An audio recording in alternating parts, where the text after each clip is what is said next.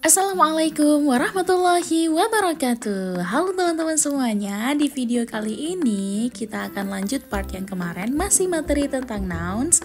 Tapi hari ini kita akan membahas nouns berdasarkan jumlahnya, yaitu countable dan uncountable. Let's start. Oke teman-teman, sebelum kita mulai, aku punya pertanyaan dulu nih buat kalian. Kenapa kita bisa bilang two apples, tapi kita nggak bisa bilang two milks? Ya udah deh, daripada bingung, yuk kita dengerin aja penjelasannya. Yang pertama, kita coba pahami dulu nih kata two apples dan two milks. Arti dari two apples adalah dua apples dan two milks artinya adalah dua susu. Oke, jadi kalau apel itu bisa dihitung, kalau susu itu sepertinya tidak bisa dihitung ya. Oke, nah, apel dia merupakan countable noun atau barang atau benda yang bisa dihitung, sedangkan susu dia tidak bisa dihitung. Nah, untuk benda bisa dihitung, biasanya kita menggunakan S ataupun IS di ujung katanya. Sedangkan untuk benda yang tak bisa dihitung atau uncountable, kita tidak menggunakan S atau IS. Itulah kenapa kita bisa bilang two apples, tapi kita nggak bisa bilang two milks. Oke teman-teman, supaya semakin jelas, yuk kita bahas lebih detail lagi. Nah, jadi gini teman-teman, kalau misalnya dilihat dari bentuk jumlahnya, noun itu ada dua. Ada yang namanya countable noun, sama satu lagi ada yang namanya uncountable noun. Nah, kalau di countable noun itu ada turunannya lagi tuh, ada regular plural noun, terus ada irregular plural noun, dan ada noun yang selalu jamak. Oke. Nah, kalian gak usah mikir dulu nih artinya apa ya, ingat aja dulu nama-namanya gitu. Ada yang bentuk jamaknya regular, irregular, dan juga ada kata benda yang udah dari sono itu selalu jamak.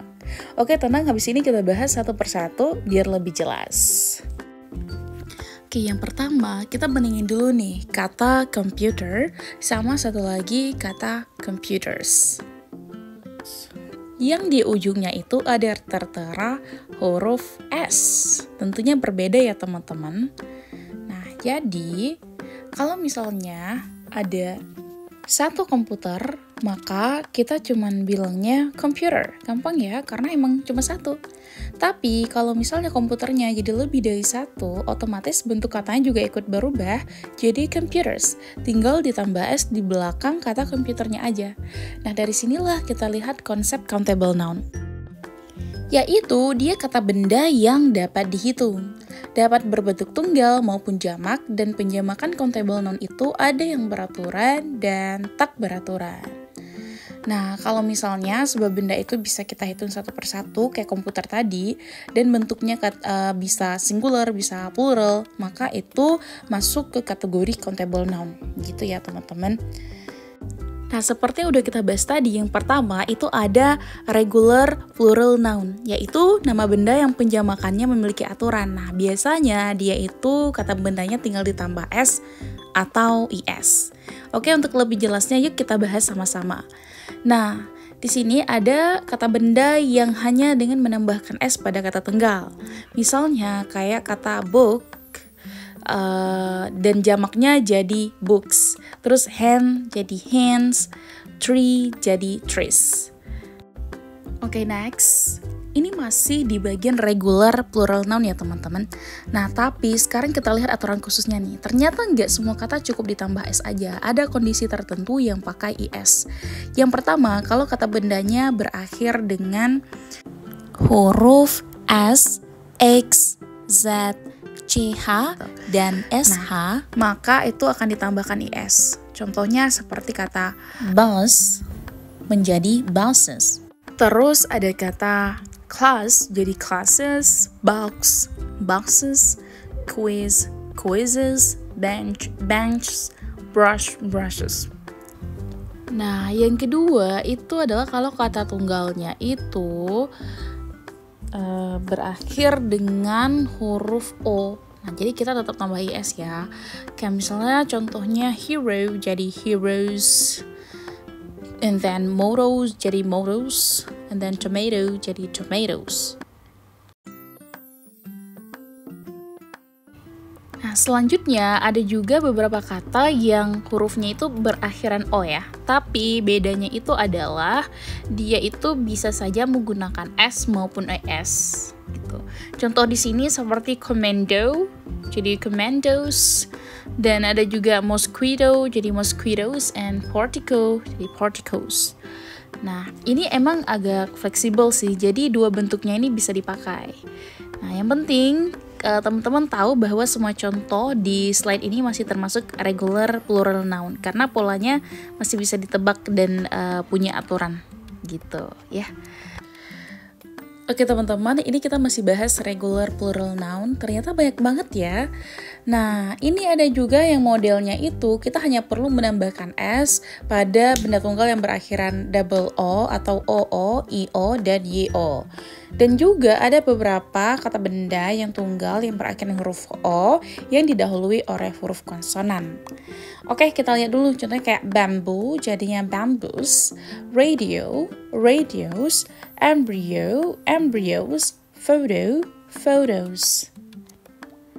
Nah, selanjutnya ini ada kata yang berakhir Y. Oke. Nah, ini kuncinya nih. Agak sedikit tricky ya, teman-teman. Dengan mengubah Y menjadi I lalu ditambahkan IS jika Y didahului oleh huruf mati atau huruf konsonan. Nah, jadi kuncinya ini ada di huruf sebelum Y. Kalau sebelumnya itu harus huruf mati atau konsonan. Y-nya bakal berubah jadi I terus ditambahin IS. Oke, kita lihat contohnya. Ada baby jadi babies, kemudian fly jadi flies, dan lady jadi ladies. Gitu ya. Ada juga yang hanya dengan menambahkan IS saja jika Y didahului oleh huruf vokal. Nah, jadi kalau misalnya sebelum Y itu huruf vokal atau huruf hidup, tinggal tambahin S aja gitu ya. Contoh kayak boy, jadi boys, day, jadi days, kemudian key, jadi keys. Oke, ini kita masih di regular plural noun ya teman-teman.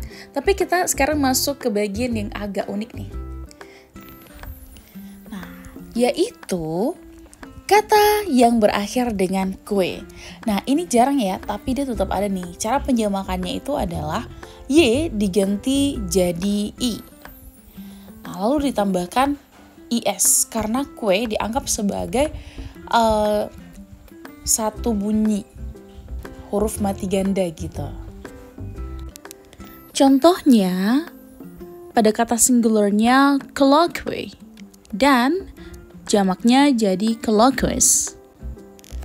Ya, intinya sih sama aja ya kayak tadi, Y diubah ke I plus S, cuma bedanya ini diawali kue.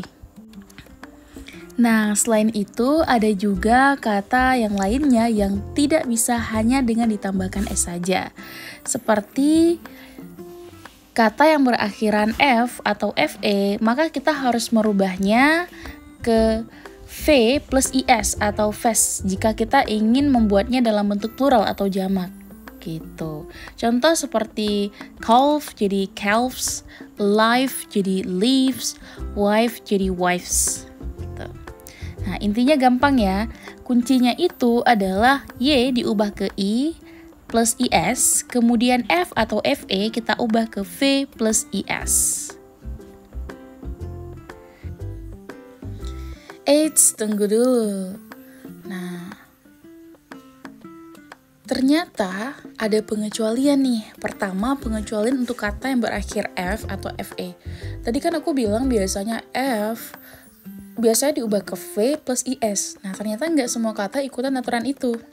Ada beberapa kata yang berakhiran F atau FE yang cukup hanya ditambahkan S saja. Contohnya seperti shifts, cliffs, dwarf, golfs, hoof, proof, reef, roof, safes, turf, dan lain-lain ya teman-teman. Nah, jadi kalau misalnya kalian ketemu kata kayak gini, jangan langsung diubah jadi VES ya, cukup tambahkan S saja. Makanya ini disebut pengecualian. Oke teman-teman, Ternyata selain pengecualian untuk F atau FE, ada juga pengecualian yang berlaku untuk compound noun atau kata benda gabungan. Nah, di mana itu juga hanya dengan menambahkan S saja. Oke, kalau katanya itu compound noun. Contohnya, misal seperti court material jadi courts martial, father-in-law jadi fathers-in-law, lord in waiting jadi lords in waiting, passerby, passersby, stepdaughter jadi stepdaughters, and stepson jadi stepsons. Nah, jadi yang kamu jamakkan itu hanya kata utamanya atau headnya, bukan semua katanya. Nah, cukup ditambahkan S saja di kata intinya, ya. Misalnya seperti father-in-law, itu yang menjadi headnya father, makanya kita tambahkan S di kata father, jadi fathers-in-law. Gitu, gampang kan? Jadi selama kalian tahu mana kata utamanya, kalian udah bisa bentuk pluralnya juga gitu. Oke teman-teman, sekarang kita baru masuk ke wilayah irregular noun nih, alias bentuk jamak yang suka ngadi-ngadi ya. Coba deh teman-teman lihat di sini ada kata child, children. Nah, kalau kamu cuma punya satu anak, oke, arti child itu anak. Kalau kamu cuma punya satu anak, kita bilangnya child, normal, aman ya. Tapi begitu anaknya udah berkelompok, dia nggak jadi childs, tapi dia bakalan jadi children.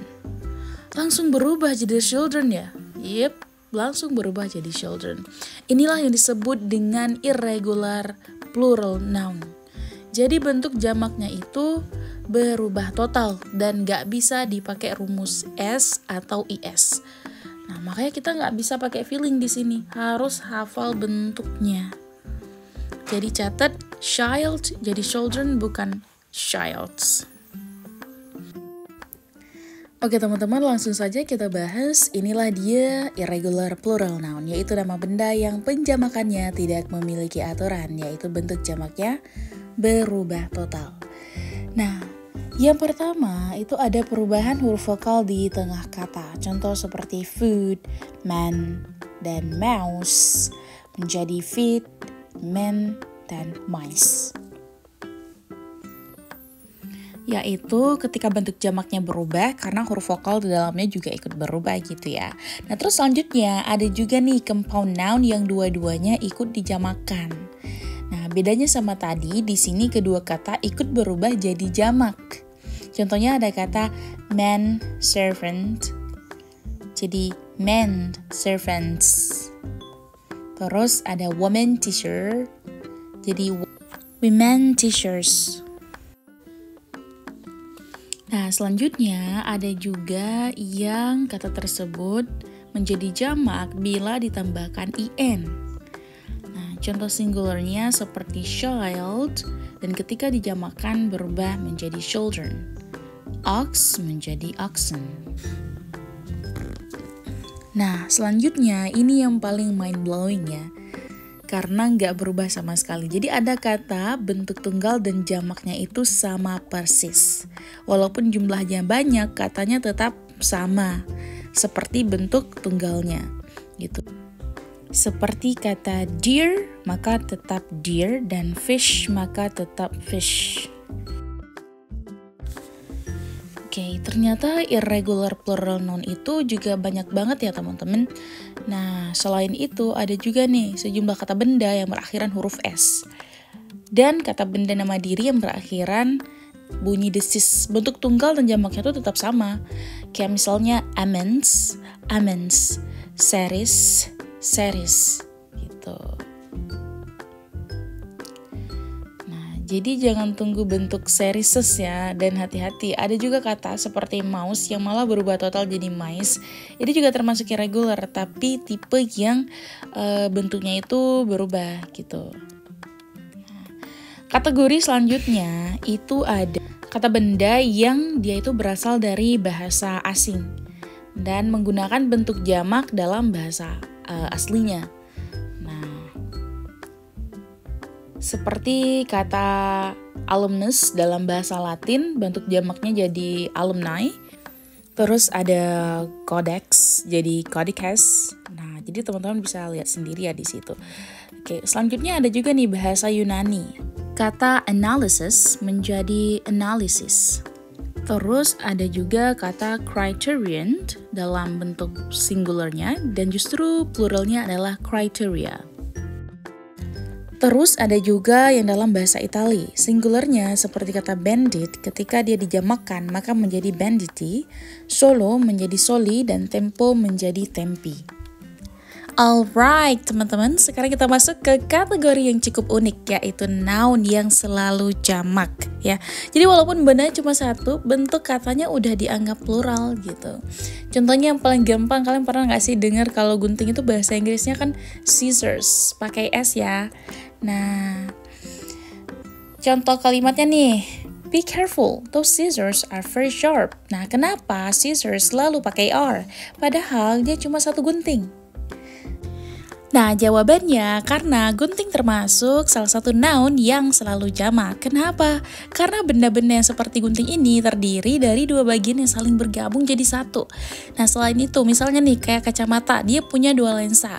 Terus celana punya dua bagian kaki. Terus ada juga gunting. Nah, gunting dia punya dua bilah. Makanya dalam bahasa Inggris itu dianggap sebagai lebih dari satu gitu ya. Nah, intinya kalau bendanya punya dua bagian yang nempel jadi satu, berarti dia selalu bentuknya plural. Gitu, teman-teman ya. Nah, contohnya di sini seperti ada kata kacamata. Nah, walaupun kacamatanya hanya satu, yang dihitung adalah dua lensanya. Makanya dia berarti eyeglasses. Terus ada jeans, pants, pliers, tweezers, trousers, scissors, shorts, tongs, dan shoes. Nah, jadi bentuknya itu tetap pakai S atau IS karena memang dia itu sesuatu yang nempel jadi satu gitu. Jadi dihitungnya plural gitu teman-teman ya. Oke, tadi udah kita bahas materi terkait dengan countable noun, ada regular plural noun, ada irregular plural noun, dan juga ada noun yang selalu jamak. Nah, selanjutnya kita akan masuk ke uncountable noun. Tapi sebelum itu, aku mau tanya dulu nih sama kalian. Pernah gak sih kalian bilang ke temen kayak please give me 2 sugars gitu? Padahal maksudnya cuma mau minta gula 2 sendok doang gitu. Nah, kalau dalam bahasa Inggris, kata sugar itu termasuk uncountable noun teman-teman. Artinya apa? Artinya dia tidak bisa dihitung 1, 2, 3, dan seterusnya. Jadi kalau kita mau bilang jumlahnya, kita harus pakai satuan lain. Misalnya kayak sendok ya, atau bahasa Inggrisnya spoon. Jadi yang benernya itu kita bisa bilang kayak I need 2 spoons of sugar. Oke, kok bisa gitu sih? Karena kan spoon itu sendok ya, jadi bisa dihitung. Jadi kita tambah S aja di kata spoon, makanya kita bilangnya I need 2 spoons of sugar gitu. Jadi yang dihitung itu jumlah gula yang kita butuhkan gitu. Nah, untuk lebih jelasnya lagi, jadi uncountable noun itu adalah kata benda yang tidak dapat dihitung. Yaitu kata benda yang menggambarkan sesuatu yang tidak bisa dihitung satu persatu. Kenapa? Karena biasanya berupa zat, konsep, atau kumpulan yang dilihat sebagai satu kesatuan. Ini contoh pertama ada seperti benda cair nih. Misalnya kayak blood, gasoline, coffee, itu adalah beberapa benda yang memang sama sekali tidak bisa dihitung. Selanjutnya ada benda kecil seperti dirt, dust, salt, sand, sugar, flour, wet, hair, pepper, rice, grass, dan lain-lain. Nah, selain itu ada juga nih benda gas. Contohnya misalnya seperti air, nitrogen, oxygen, pollution, smoke, dan steam. Terus ada juga benda abstrak. Nah, ini adalah benda yang tidak bisa disentuh ya. Yang abstrak, misalnya kayak beauty, confidence, education, information, slang, homework, dan lain-lain. Terus ada juga benda padat berupa zat atau material seperti bread, butter, cheese, iron, ice, gold, silver, wood, dan wool. Nah, ternyata tidak hanya benda-benda itu tadi ya teman-teman, ada juga nih fenomena alam juga masuk ke kategori uncountable noun. Nah, misalnya contohnya seperti kata darkness, snow, electricity, fire, wind, light, thunder, sunshine, dan rain. Nah, tidak hanya fenomena alam, ternyata bahasa juga termasuk uncountable noun seperti Arabic, Spanish, English, Chinese, dan lain-lainnya. Ada juga game seperti baseball, soccer, poker, chess, football, tennis. Dan juga ada kata-kata tertentu seperti baggage, jewelry, garbage, ada junk, mail, luggage, clothing, machinery, equipment, makeup, food, money, fruit, postage, furniture, scenery, hardware, dan juga ada traffic. Jadi kalau misal teman-teman mau bilang banyak mebel, kita bilangnya bukan many furniture, tapi kita bilang much furniture tanpa S atau IS. Nah teman-teman, supaya tidak bingung, untuk benda-benda yang sudah kita jelasin tadi yang masuk ke ranah uncountable noun, untuk mengukur atau menakar benda tersebut, maka dibutuhkan takaran atau partitif, misalnya seperti a cup of coffee. Jadi yang dihitungnya itu adalah cup-nya, bukan coffee-nya. Contoh lain ada a glass of water, a drop of water, a spoon of sugar, a bottle of milk, dan lain-lain yang bisa teman bacakan sendiri ya, yang sudah aku tulis. Wah, banyak juga teman-teman ya ternyata konsep yang harus kita pahami di uncountable noun nih. Mulai dari benda cair, benda kecil, benda padat berupa zat atau material, benda gas, benda abstrak, bahkan fenomena alam, bahasa, permainan, dan juga ada kumpulan kata tertentu, dan itu semua masuk ke kategori uncountable noun. Wah, ternyata seru juga ya teman-teman belajar countable sama uncountable noun. Semoga penjelasan tadi bisa bikin teman-teman lebih paham dan makin semangat buat belajar bahasa Inggris. Nah, sekarang giliran teman-teman buat jawab kuis yang aku kasih ini, dan tolong kalian jawab aja di kolom komentar ya. Thank you semuanya, jangan lupa like dan subscribe. Sampai jumpa di video berikutnya.